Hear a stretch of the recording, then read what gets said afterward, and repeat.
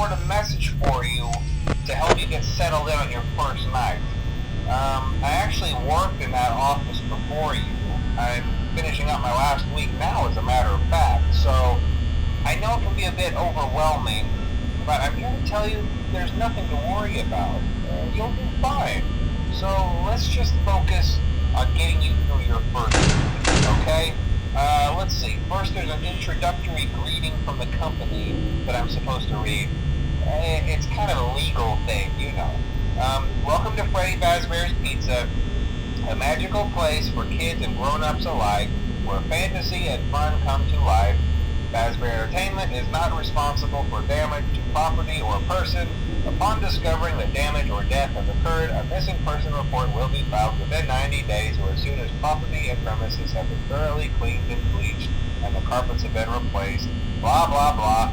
Now, that might sound bad, I know, but there's really nothing to worry about.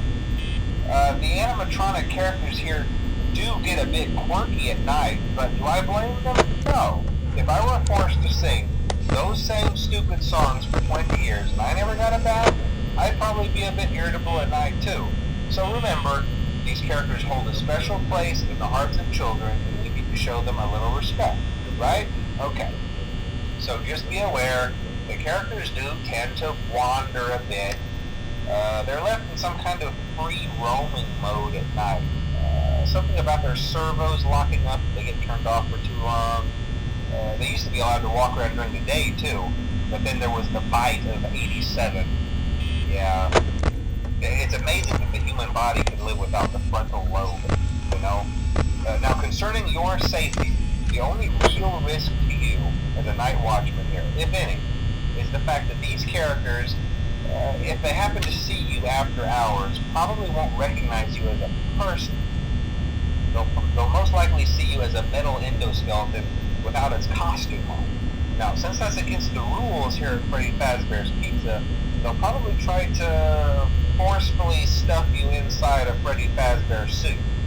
Now, that wouldn't be so bad if the suits themselves weren't filled with cross beams, wires, and animatronic devices, especially around the facial area. So you can imagine how having your head forcefully pressed inside one of those could cause a bit of discomfort and death. The only parts of you that would likely see the light of day again would be your eyeballs and teeth that pop out the front of the mask. Yeah, they don't tell you these things when you sign up. But hey, first station of the breeze. I'll chat with you tomorrow. Check those cameras and remember to close the doors only if absolutely necessary. Gotta conserve power. Alright, good night.